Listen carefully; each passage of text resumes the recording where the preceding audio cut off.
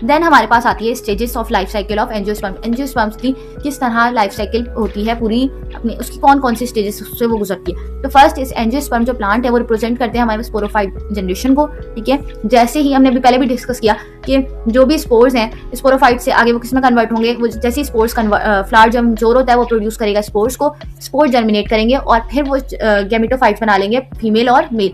Then वो आगे वो गैमेटोफाइट से हमारे पास क्या होते हैं, बहुत ज्यादा स्मॉल स्ट्रक्चर्स होते हैं जो कि उसमें बहुत थोड़े से सेल्स होते हैं। गैमेटोफाइट प्रोड्यूस करेगा गैमीट्स को, जो कि दोनों मिलके गैमीट्स हमारे पास कौन से होंगे, हमेशा जब भी गैमीट का वर्ड आएगा उसका मतलब है हमारे पास male gametes and female gametes both, तो दोनों के दोनों फ्यूज होंगे और मिलके बनाएंगे जाइगोट, और जाइगोट डेवलप हो जाएगा दोबारा से न्यू स्पोरोफाइट में।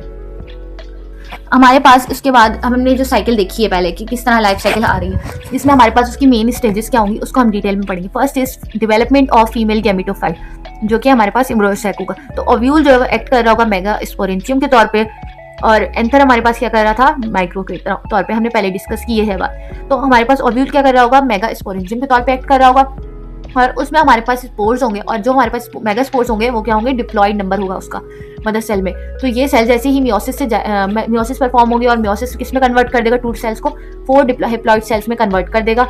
इसमें से जो मेगा स्पोर है वो एक हमारे पास फंक्शनल रहेगा और बाकी सारे डीजेनरेट हो जाएंगे। तो कैसे होंगे, जो फंक्शनल मेगा स्पोर है वो वापस से हमारे पास कहाँ जाएगा, माइटोसिस में जाएगा, वहां से वो 8 हैप्लॉइड न्यूक्लियाई में कन्वर्ट हो जाएगा। और जो दो न्यूक्लियाई हमारे पास होंगे उसमें वो किसमें, वो सेंटर में जाएंगे और फ्यूज हो जाएंगे और क्या बनाएंगे, फ्यूजन न्यूक्लियस बना रहे होंगे। इसके रिजल्ट में हमारे पास क्या होगा, अब टोटल 7 आ जाएंगे सेल, जो कि एक हमारे पास एग सेल है जो कि फंक्शनल था, सेकंड हमारे पास फ्यूजन का न्यूक्लियस बना, और फिफ्थ हमारे पास क्या आ गया, 5 हमारे पास नॉन फंक्शनल सेल आ गए जो कि डीजेनरेटिव। तो ये स्ट्रक्चर हमारे पास होता है जिसे हम कहते हैं फीमेल गैमेटोफाइट या फिर एम्ब्रियोसाइक। तो ये हमारे पास इसकी डायग्राम है कि किस तरह वहाँ पे एक्सपेरिमेंट को परफॉर्म किया गया है, किस तरह वहाँ पे सारा प्रोसेस हो रहा है। फर्स्ट इज मेगास्पोर्स, वहाँ से वो मियोसिस में कन्वर्ट हुआ और 4 सेल्स में कन्वर्ट हो गए। देन जो मेगास्पोर्स है वो माइटोसिस में गया और वहाँ से किसमें, वो फ्यूजन न्यूक्लियस में कन्वर्ट हुआ। देन हमारे पास टोटल 7 जो है वो सेल आ गए, जिसमें 1 जो है हमारे पास एग सेल है, सेकंड फ्यूजन सेल है, और 5 जो है हमारे पास वो क्या है, फंक्शनल नॉन फंक्शनल सेल है। देन सेकंड स्टेज हमारे पास आती है कि अब फीमेल का गैमेटोफाइट तो बन गया, अब मेल की बारी है। तो मेल की डेवलपमेंट कैसे होगी, उसका पोलन ग्रेन किस तरह डेवलप होगा। तो जो पोलन सैक है जिसमें हमारे पास एंथर में किस तरह एक्ट कर रहा होगा, माइक्रो स्पोरेंशिया के तौर पे एक्ट कर रहा होगा, और हर जो हमारे पास पोलन सैक है वो डिफरेंट डिप्लॉयड माइक्रोस्पोर्स उसमें प्रेजेंट होंगे। हर जो हमारे पास माइक्रोस्पोर्स हैं वो एक मियोसिस के प्रोसेस के अंदर इन्वॉल्व होगा, अंडरगो होगा, और उससे वो प्रोड्यूस करेगा 4 हैप्लॉइड माइक्रोस्पोर्स। उसके बाद हर माइक्रोस्पोर माइटोसिस के प्रोसेस में आएगा, जिससे क्या होगा, 2 सेल स्ट्रक्चर बन जाएगा जिसे हम क्या कहेंगे, पोलन ग्रेन। और इस पोलन ग्रेन से क्या होगा, ये जो पोलन ग्रेन होगा हमारे पास वो मेल गैमेटोफाइट होगा। एक सेल एक ट्यूब सेल होगा, और जो बाद में हमारे पास किसमें का हेल्प कर रहा होगा, स्पर्म्स की फॉर्मेशन में हेल्प आउट कर रहा होगा। इसमें हमारे पास क्या चीज बात हुई है कि हमारे पास जो पोलन सैक्स हैं वो किस तरह एक्ट कर रहे होंगे, माइक्रोस्पोरेंशिया के तौर पे एक्ट कर रहे होंगे। हर जो पोलन सैक है उसमें हमारे पास डिप्लॉयड माइक्रोस्पोर्स प्रेजेंट होंगे। हर माइक्रोस्पोर्स मदर सेल का वो मियोसिस के प्रोसेस में इन्वॉल्व होगा और वो 4 माइक्रोस्पोर्स में कन्वर्ट हो जाएगा, ठीक है। देन हमारे पास जो माइक्रोस्पोर्स हैं वो माइटोसिस के प्रोसेस में जाएंगे और वहां से वो 2 सेल स्ट्रक्चर बना लेंगे जिसे हम कहेंगे पोलन ग्रेन। तो जो पोलन ग्रेन होगा वो हमारे पास क्या होगा, गैमेटोफाइट होगा, और उसमें जो एक सेल होगा जिसे हम कहेंगे ट्यूब सेल है वो, और वो बाद में स्पर्म की फॉर्मेशन में हेल्प आउट कर रहा होगा।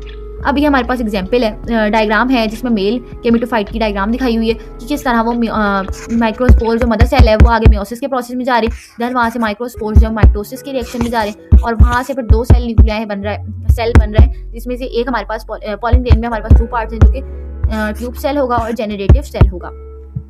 Then we have third stage जो कि हमारे पास होती है पॉलिनेशन। पॉलिनेशन क्या होती है, जो मेल गैमेटोफाइट होगा वो उसके पास हमारे पास क्या होगा, स्पर्म्स प्रेजेंट होंगे, जो फीमेल होगा उसके पास एग प्रेजेंट होगा। तो पॉलिनेशन हमारे पास बेसिकली क्या होती है, ट्रांसफर होगा पोलन ग्रेन का एंथर टू स्टिग्मा। स्टिग्मा याद होगा हमें, अगर आप लोगों को याद हो तो हमने पहले कहाँ डिस्कस किया, ओवरी वाले पार्ट। ओवरी वाला पार्ट किसमें इन्वॉल्व कर रहा होता है, रिप्रोडक्शन में, और एंथर हमारे पास मेल रिप्रोडक्टिव पार्ट है। तो जो पॉलिनेशन में क्या होगा, पोलन ग्रेन्स जो है वो ट्रांसफर हो रहे होंगे, एंथर से स्टिग्मा में जा रहे होंगे। अगर वो हमारे पास सेम फ्लावर के अंदर हो रहा होगा तो वो हमारे पास सेल्फ पॉलिनेशन होगा, अगर वो डिफरेंट प्लांट में हो रहा होगा ट्रांसफर तो वो क्रॉस पॉलिनेशन होगी। और ये पॉलिनेशन अलाउ कर रही होगी कि स्पर्म को वो रीच करे एग की तरफ ताकि वहाँ फर्टिलाइजेशन हो सके। देन 4th स्टेप हमारे पास आता है फर्टिलाइजेशन।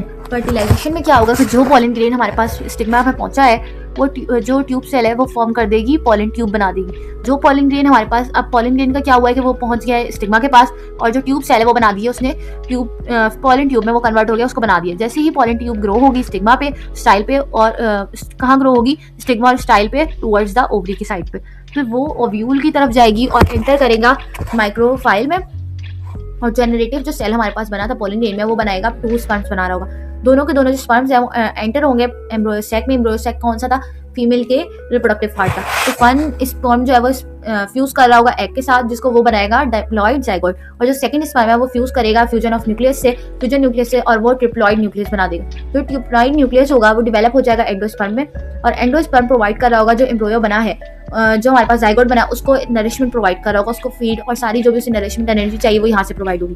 तो जब हमारे पास फ्यूजन होगा 2 स्पर्म्स का, like 1 egg and 1 with fusion nucleus, उसको हम क्या कहेंगे, डबल फर्टिलाइजेशन। मतलब 2 स्पर्म्स के फ्यूज होने से जो रिप्रोडक्शन हो रही होगी वो होगी डबल फर्टिलाइजेशन होगा। डबल फर्टिलाइजेशन हमारे पास एक यूनिक कैरेक्टरिस्टिक है angiosperm. Then we have 5th stage, जिसमें सीड या फिर फ्रूट की फॉर्मेशन हो रही होगी। तो इस फर्टिलाइजेशन के बाद क्या होगा, जो जाइगोट है वो डेवलप हो जाएगा एम्ब्रियो में, और जो डिप्लॉइड न्यूक्लियस है वो डेवलप हो जाएगा एंडोस्पर्म टिश्यू में। तो जो ओव्यूल है वो मैच्योर होगा और सीड बना देगा, और जो ओवरी है वो फ्रूट में कन्वर्ट हो जाएगी। देन 6th स्टेज क्या है कि जिसमें डेवलपमेंट होगी स्पोरोफाइट की। जब हमारे पास सीड मैच्योर हो जाएगा वो डिस्पर्स हो जाएगा। डिस्पर्स क्या होगा, कहीं भी किसी और जगह पे चला जाएगा, मतलब हवा से, पानी से, प्लांट, एनिमल की प्रेजेंस की वजह से वो डिस्पर्स हो जाएगा, कहीं फैल जाएगा। डिस्पर्स का मतलब होता है फैलना। तो जैसे ही सीड को कोई सुटेबल कंडीशन मिलेगी वो दोबारा से एम्ब्रियो डेवलप होगा एक नए प्लांट में, और इस तरह हमारे पास प्लांट जो है वो कन्वर्ट होगा, और वो क्या रिप्रेजेंट करोगा, वो स्पोरोफाइट साइकिल को रिप्रेजेंट करोगा दूसरी जनरेशन। तो एक हमारे पास ना यूनिक कैरेक्टर होता है अक्सर प्लांट्स में, वो है हमारे पास पार्थिनोकार्पी। तो इसमें क्या होता है कि जो प्लांट्स होते हैं वो ओवरी जो है वो डेवलप होती है फ्रूट में फर्टिलाइजेशन के बगैर। तो इस तरह के जो फ्रूट्स हैं उनमें हमारे पास कोई सीड हमें नहीं मिलेगा, और इस तरह के प्रोसेस को हम क्या कहते हैं, पार्थिनोकार्पी। इसके रिजल्ट में क्या होगा कि सीडलेस फ्रूट्स प्रोड्यूस होंगे, और जैसे इसमें एग्जाम्पल हमारे पास है सीडलेस ग्रेप्स हैं या फिर बनाना है, ये एग्जाम्पल है।